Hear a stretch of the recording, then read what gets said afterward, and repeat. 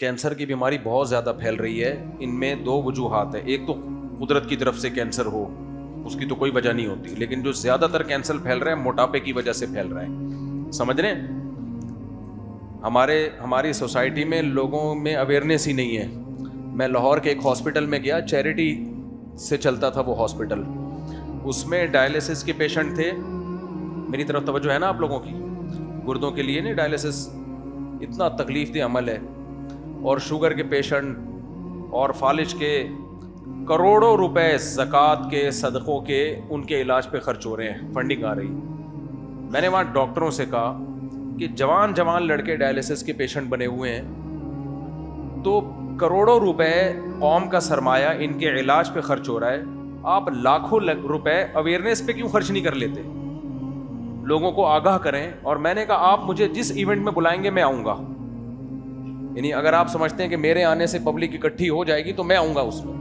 اس میں آپ لوگوں کو سمجھائیں, غریبوں کے علاقے میں خاص طور پر جہاں بہت آبادی ہے, کھچا کچ لوگ بھرے ہوئے, علاج کے پیسے نہیں ہیں ان کے پاس, انہیں پہ تو زکاتیں خرچ ہوتی ہیں نا. تو لاکھوں روپے میں ایونٹ کریں آپ, اس میں لوگوں کو بلائیں, ان کو بتائیں بھائی کڈنی کن چیزوں سے خراب ہوتا ہے, تاکہ وہ ابھی سے احتیاط کریں. ان کے سامنے مریضوں کی مثالیں دیں کہ یہ دیکھو یہ پیشنٹ لیٹا ہوا ہے, اس پہ اتنی تکلیف میں ہے, یہ دیکھو. دو چیزوں سے گردے خراب ہوتے ہیں, ایک بلڈ پریشر سے اور شوگر سے, اور بھی چیزیں لیکن یہ دو بیسک ہیں.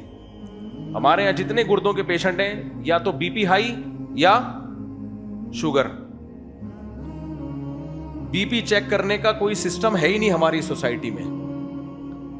ہمارے ایک جاننے والے, میں نے ان سے کہا کہ بلڈ پریشر آپ اب 40 سال سے اوپر کے ہو گئے, بی پی چیک کر لیا کریں. انہوں نے کہا یہ سب ڈاکٹروں کی بنائی ہوئی باتیں ہیں, جب تک مجھے کچھ ہو نہیں رہا تو میں بی پی کیوں چیک کروں. حالانکہ بلڈ پریشر سائلنٹ کلر ہے, خاموش قاتل ہے. بلڈ پریشر کی کوئی علامت ظاہر نہیں ہوتی.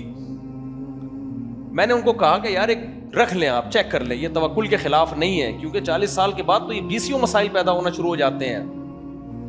تو اگر تھوڑا سا آپ احتیاط کر لیں گے تو اچھی زندگی گزر جائے گی. انہوں نے کہا نہیں کچھ نہیں ہوتا. تھوڑے دن میں پتہ چلا فالج ہو گیا ان کو, بی پی ہائی اتنا ہوا تھا کہ بیچارے اللہ معاف فرمائے ان کے ساتھ کیا ہوا.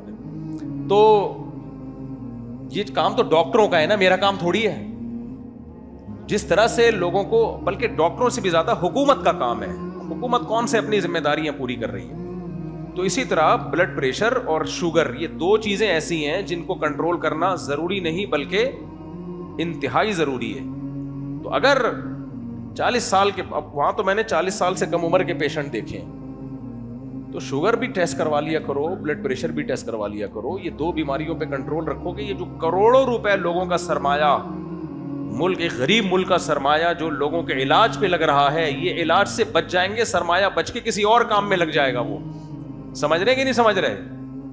ہمارے ملک میں جو مالدار لوگوں کا جو سرمایہ ہے نا, بے کروڑوں نہیں اربوں روپے سرمایہ لوگوں کے علاج پہ خرچ ہو رہا ہے. وہ بیماریاں جن میں تھوڑی سی اگر وہ احتیاط کر لیتے تو وہ بیماریاں نہیں ہوتی, اس پہ قابو پایا جا سکتا ہے.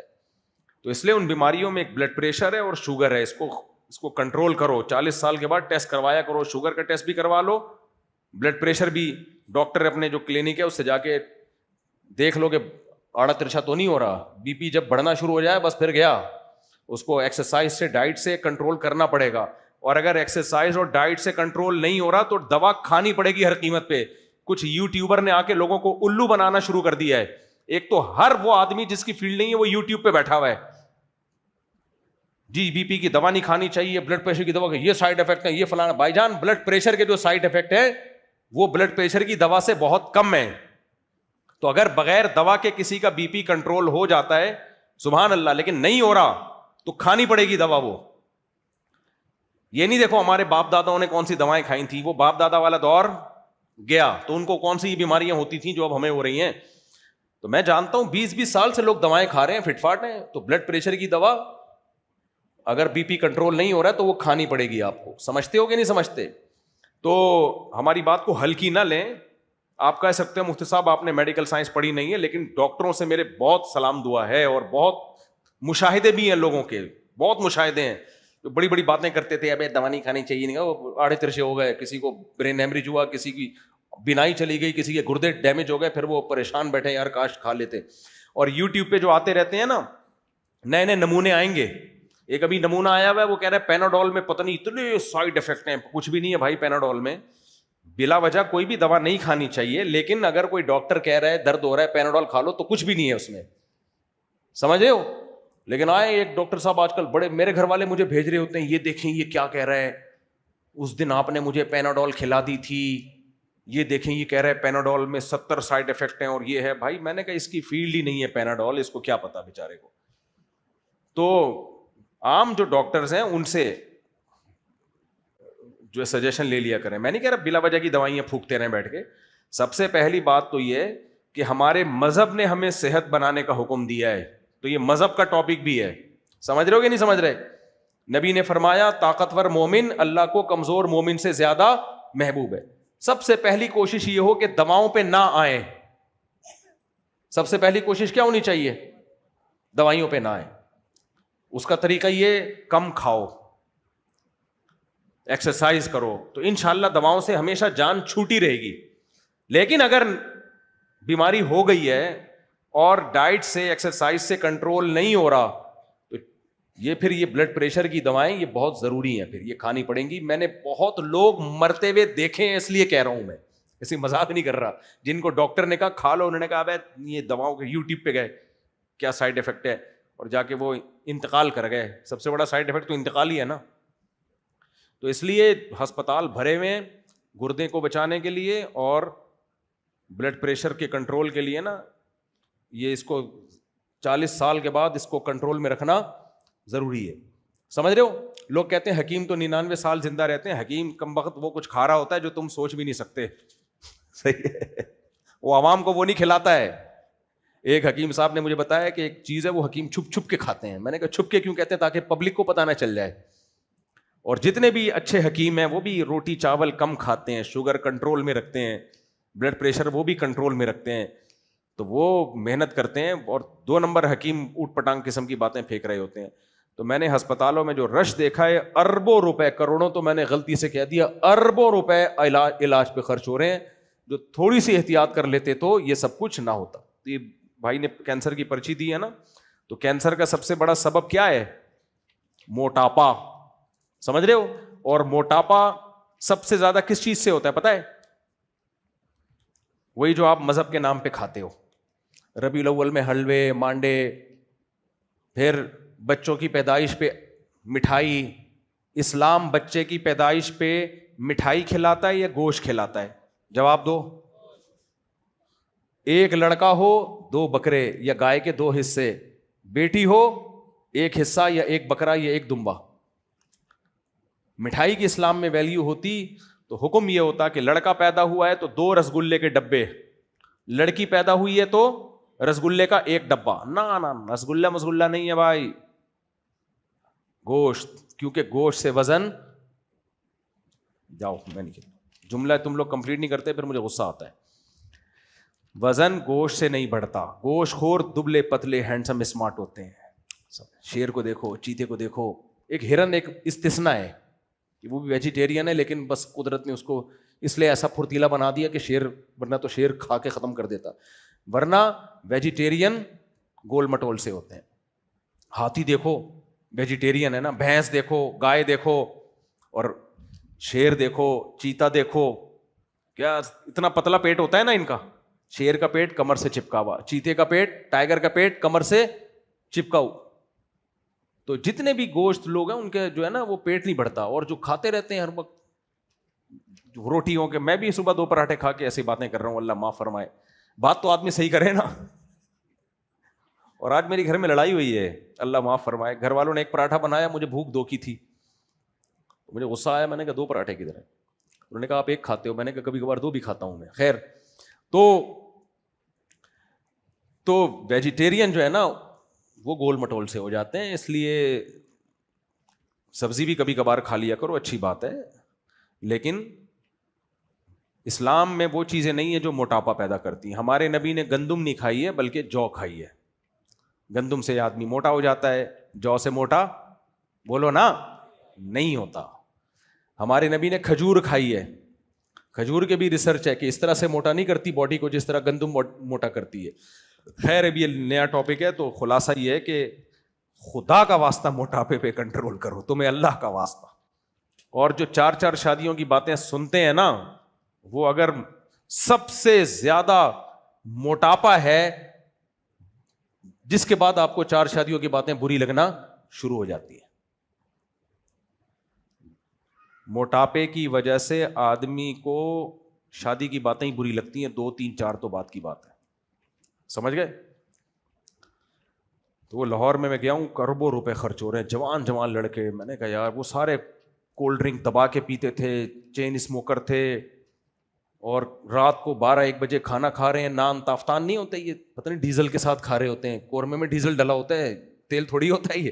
وہ ڈاکٹر عفان ایک بڑے مشہور، انہوں نے ایک دن کلپ بنایا کہ ڈیزل کے پراٹھے. مجھے بڑی ہنسی آئی، واقعی یہ جو پراٹھے کھا رہے ہو نا، یہ کس کے ہیں؟ پتہ نہیں ہوتا کیا کون سا گھی ڈالا جا رہا ہے اس میں، کیا ہے. ایک دفعہ فیکٹری پکڑی بھی گئی تھی، اس میں نکلا کہ یہ کون سا گھی ہے. میں زیادہ اب منہ سے بولوں گا نہیں، ایسا نہ ہو کہ بیچارے غریب لوگ تو کیا کھائیں پھر. وہ تو اچھا گھی کھا لیا کرو، دیسی گھی نہیں ملتا تو بھی بہت سارے آئل ہیں جو اچھے ہوتے ہیں، وہ کر لیا کرو. خیر اللہ معاف فرمائے میرے بھائی. لیکن ایک بات عجیب ہے، ہمارے ہاں لوگ پتہ ہے کیا کریں گے؟ اب اگر ڈاکٹر لوگ یہ مہم چلائیں کہ ہم ایسے پروگرام کریں گے جس میں غریبوں کو اویئر کریں گے، معلومات دیں گے کہ وہ جو ہے یہ چیزیں کھائیں، یہ چیزیں نہ کھائیں. باقاعدہ سلائڈ چلا کے کہ دیکھو یہ کھایا کرتا تھا، آج یہ لیٹا ہوا ہے اور یہ بچا. میں نے ایک ورکشاپ اٹینڈ کی، اس سے بڑی موٹیویشن ملتی ہے. انہوں نے کیا کیا کہ ایک صاحب جو سچی مچی کے گول، نہ بالکل گول تھے، وہ ان کو کسی کمپنی میں مینیجر کی جاب مل گئی.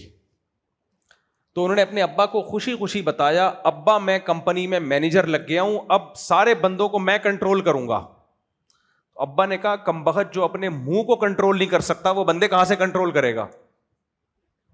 تیرا منہ پہ تو کنٹرول ہے نہیں، کھا کھا کے کیا ہو گیا ہے؟ گول. تو یہ بات وہ دل پہ لے گئے، ابا کی یہ بات وہ صاحب دل پہ لے گئے. اب ہم نے جو ورکشاپ اٹینڈ کی نا، اس میں انہوں نے پوری ویڈیو دکھائی اس کی کہ پہلے یہ ایسا تھا، اور اس نے کہا کہ اب میں اپنے آپ کو کم کروں گا. میں ابا نے صحیح کہا ہے کہ جو منہ پہ کنٹرول نہیں کر سکتا وہ بندوں پہ کیسے کنٹرول کرے گا. تو پھر انہوں نے بتایا کہ جب انہوں نے منہ پہ کنٹرول کیا ہے تو اب یہ ایسے ہو گئے ہیں، ہینڈسم اسمارٹ، ایسی خوبصورت آدمی کھڑا ہوا ہے. اور بتایا کہ پہلے یہ بیماریاں تھیں اور اب ان کی رپورٹ کیا آئی ہے، بدن میں چستی پیدا ہو گئی، یہ بیماریاں ختم. نظر کا چشمہ اتر گیا، حالانکہ نظر کا اس سے کوئی تعلق نہیں ہے، لیکن اتفاق ہے نظر کا چشمہ بھی اتر گیا. اب کوئی آئی اسپیشلسٹ تو اس سے اتفاق شاید نہ کرے، لیکن بہرحال ان کے اتر گیا، واللہ عالم کیوں اترا ہوگا. تو موٹیویشن ملتی ہے نا ایسے کہ یار اس نے پرہیز کیا اور دیکھو ایکسرسائز کی، آج یہ ہو گیا. اچھا وہ پراٹھے بھی کھاتا ہے، اس نے کہا جس دن میں 2 پراٹھے یا 4 پراٹھے کھا لوں تو 20 منٹ جاگنگ کے بجائے 40 منٹ کر لیتا ہوں. میں نے کہا سیم ہیئر، وہی چل رہا ہے. پراٹھے ہم نہیں چھوڑیں گے، لیکن جس دن زیادہ پراٹھے ہو گئے تو پھر نکل جاتے ہیں پراٹھے وہ، الحمدللہ. خیر تو اب کیا ہے، ایسی موٹیویشن ملتی ہے یہ چیزیں دیکھ کے. تو ڈاکٹر اگر یہ پروگرام کریں، لوگوں کو بتائیں، دیکھو ویڈیو بنا کے LED دکھائیں کہ یہ تھا پھر یہ ہو گیا، تم ایسے ہو جاؤ گے، جنازے دکھائیں، دیکھو یہ سب پراٹھے کھا کھا کے اس دنیا سے رخصت ہوئے ہیں. صحیح ہے نا؟ رات کو 12 بجے یہ صاحب ہیں، یہ دیکھو یہ ہیں کتنے ہینڈسم، اور یہ ان کا جنازہ ہے. ہوا یہ تھا کہ یہ اس دن رات کو آئے تھے 12 بجے تافتان سے قورمہ کھا کے، شادی تھی بہن کی شادی میں، مڑ دیا انہوں نے دبا کے نا. رات آ کے لیٹے ہیں، صبح پولیس بھی نہیں ان کو اٹھا سکی، بہن کی رخصتی نصیب نہیں ہوئی. یہ والی زندگی چاہتے ہو ہے؟ یہ والی زندگی چاہتے ہو؟ بندہ کیسا تگڑ تگڑ دوڑ رہا ہے، 4 استغفر اللہ، پھر وہ منہ سے غلط باتیں نکل آتی ہیں، اور کیسا بھاگتا دوڑتا. یہ والی زندگی چاہتے ہو؟ ظاہر انسان کو. لیکن ہماری قوم میں ایک فالٹ پتہ ہے کیا ہے؟ غریب کے علاج پہ کروڑوں روپے خرچ کر دیں گے. اس طرح کے پروگرام جس میں ان کو اویئرنیس ملے اور قوم سدھر جائے، 5 روپے بھی خرچ کرنے کے لیے تیار نہیں ہوں گے. یعنی کوئی ایونٹ کرے نا اگر کہ بھائی ہمیں لوگ پیسے دیں، ہم ایسا پروگرام کرتے ہیں، کوئی بھی نہیں دے گا پیسے. یہ لوگوں کی ایک سوچ ہے. تو اب ٹھیک ہے، پھر مرتے رہو بیٹھ کے. اچھا ایک بات یاد رکھو، گھروں میں بیگم کے ساتھ سب کے لڑائیاں ہوتی ہیں. آپ بھی لڑکے ہی آئے ہوگے، اسی لیے تو جمعہ پڑھنے آئے ہو. گھر میں سکون شاید نہیں مل رہا ہوگا، اچھی نیت کرتے ہیں بہرحال ہم. قسم اٹھا کے کہہ سکتا ہوں, بیگم کو بولو ڈائٹ پلان کر لے کسی طریقے سے, دیکھو لڑائیاں ختم نہ ہوئی نا تو میرا نام بدل دینا. پتہ ہے بہت ساری لڑائیاں صرف صحت خراب ہونے کی وجہ سے ہو رہی ہوتی ہیں. جب آدمی کی صحت ٹھیک نہیں ہوتی نا, وہ ہر وقت چڑچڑا رہتا ہے. موٹاپا آپ کے موڈ کو کیا کرتا ہے, خراب. بچوں میں موٹاپا نہیں ہوتا نا, جو چھوٹے بچے عام طور پہ کیسے کھلکھلاتے ہیں, ہنستے کھیلتے, بیمار ہوں گے تو پریشان کرتے رہیں گے, وہ روتے رہیں گے, چیختے رہیں گے. جو بچہ صحت مند ہوتا ہے ذرا ذرا سی بات پہ کہہ کے لگا کے ہنستا ہے. تو میرے بھائی بڑوں کا بھی یہی اصول ہے, آپ اگر گول مٹول ہو گئے ہو, موٹاپے کھا کھا کے گول مٹول ہو گئے ہو, آپ ہر وقت چڑچڑے رہو گے اور آپ کی بیگم کا بھی موڈ کبھی بھی ٹھیک نہیں ہوگا. اب خواتین گھروں میں, وہ خواتین جو بیان نہیں سن رہی ہیں ان کی بات کر رہا ہوں, گھروں میں کام کاج بھی نہیں ہو رہے, خواتین کا وزن بچہ پیدا کرنے سے بھی مینٹین رہتا ہے. جو بچے نارمل ڈلیوری سے ہوتے رہے, فیڈ کراتی نا, اس سے بھی وزن صحیح رہتا ہے. وہ بھی چھوڑ دیے, 1-2 بچوں کے بعد بچے بھی بند, اب فیڈ بھی نہیں کرا رہی, تو موٹاپا آئے گا کہ نہیں آئے گا. اس سے طبیعت میں چڑچڑاپن, ہر وقت موڈ آف. پھر بیاں آئے گا تو ذرا سی بات, آپ پھر بیگم کو کوئی نصیحت کرو, ایسے جہیز کے جیسے شہد کے چھتے میں آپ نے ہاتھ دے دیا. نصیحت کرنے کا, نصیحت شروع آپ کرو گے, اس کے بعد حالات آپ کے کنٹرول میں نہیں رہیں گے. ایسا حال ہو جاتا ہے, آدمی کہتا ہے یہ میں نے, تو میرے پاس آتے ہیں, میں کہتا ہوں شروع کس نے کی تھی بدتمیزی, تم نے کیوں نصیحت کی اس کو, ٹھیک ہے نا, تم نے کیوں سمجھایا, وہ تمہیں ٹیچر تھوڑی مانتی ہے.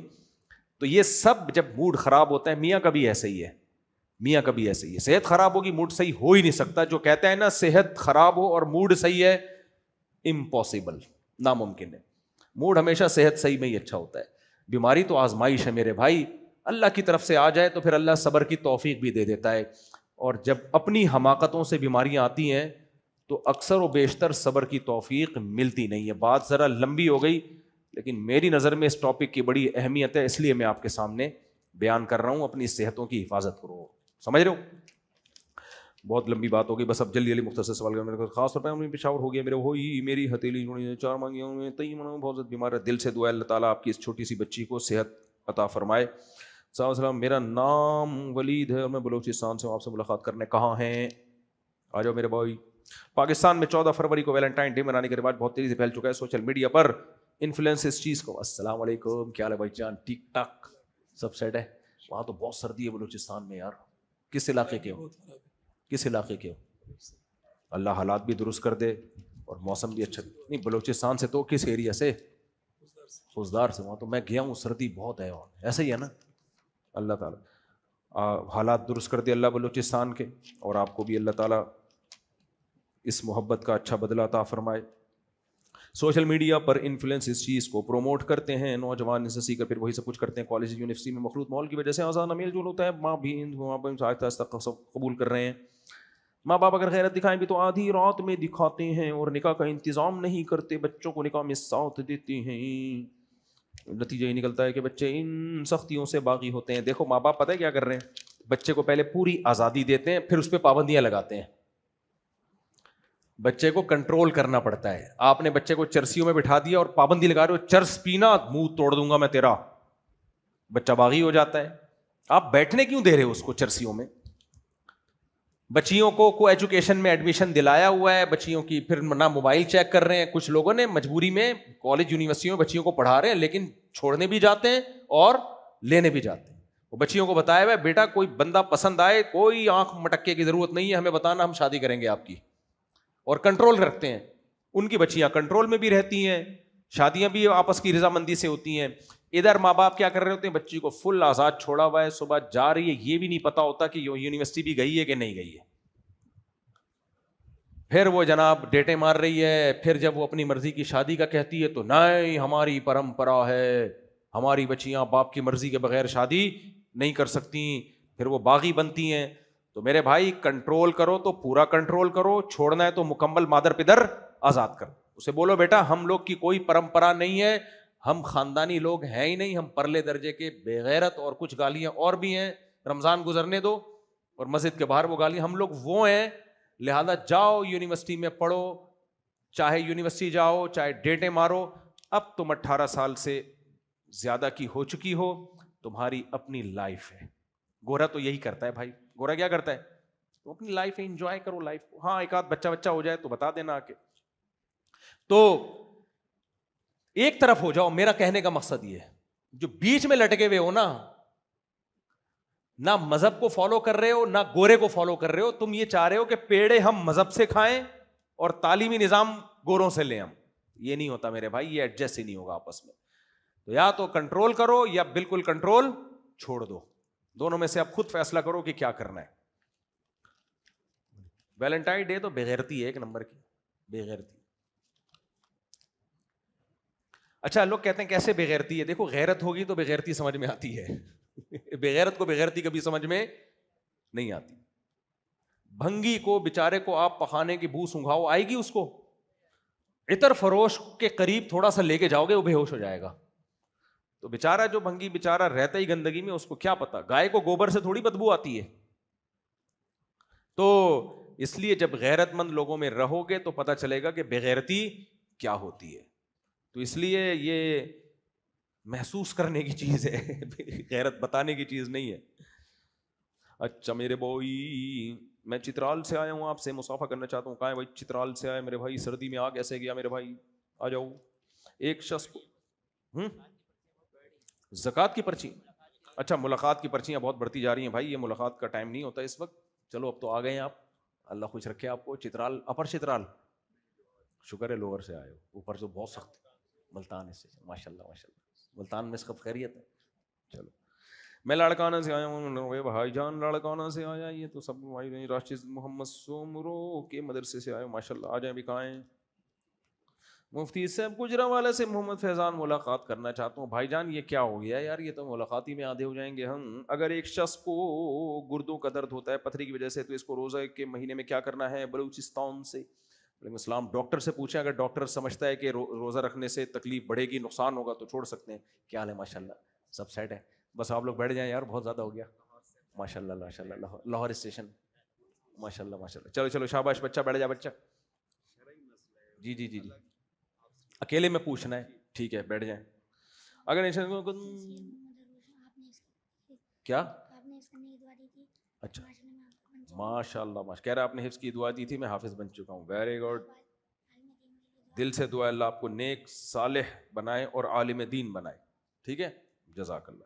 اگر ایک شخص کو گردوں کا درد اور پتھری کی وجہ سے بھائی روزہ اگر ڈاکٹر کہتا ہے چھوڑو تو چھوڑ سکتے ہیں. جمعے کی نماز کو کب نافذ کیا گیا اور اسے نماز ظہر کا بھی حصہ کیوں بنا دیا گیا, واضح کریں.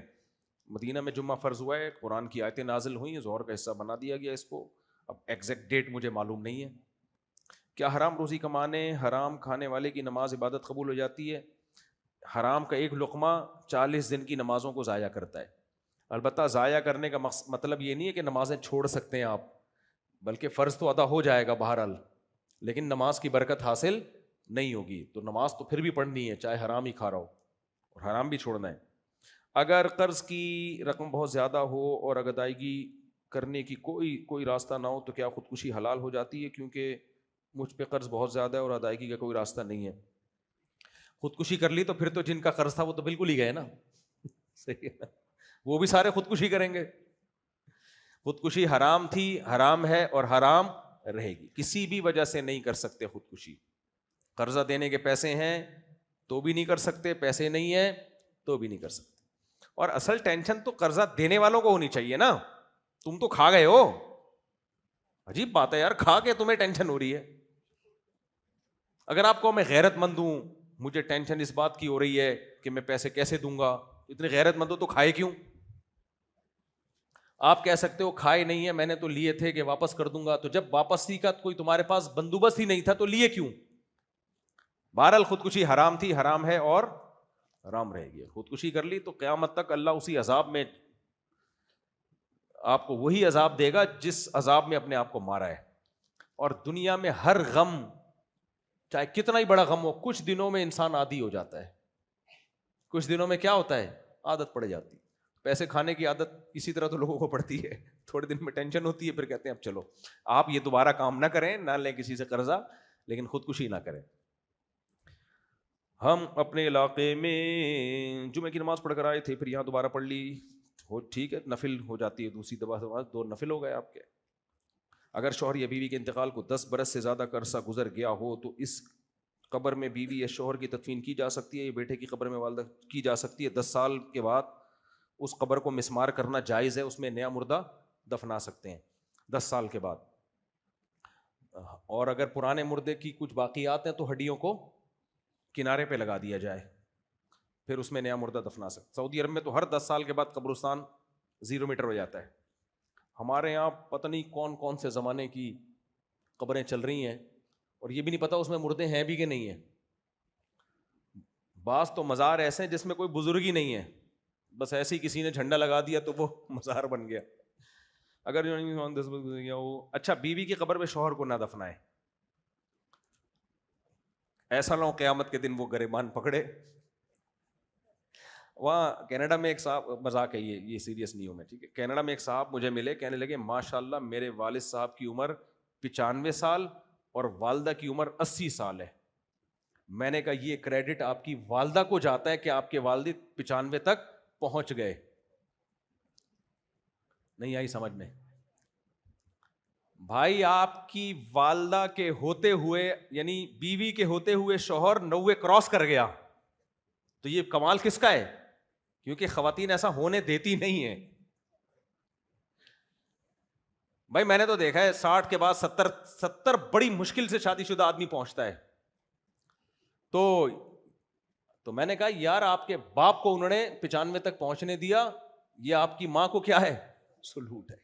اللہ ایسی مائیں سب کو عطا کرے جن کے ابا کو وہ 70 کراس کرنے دے دیں. اب یہ مذاق ہے یار، کوئی کلپ بنا کے نہ چلا دے، یہ چلیں جانے دیں اس کو. لیکن میں خواتین سے معذرت کر رہا ہوں، یہ میں نے صرف مذاق کیا ہے یار. وہ پھر کہتے ہیں ہمارے خلاف تقریریں کرتا رہتا ہے. یہ ہو بھی تو یہی رہا ہے نا، اب کیا کریں. بیوہ عورتیں نام بہت سنی ہے، رنڈوے کتنے ہوتے ہیں؟ 100 میں 1.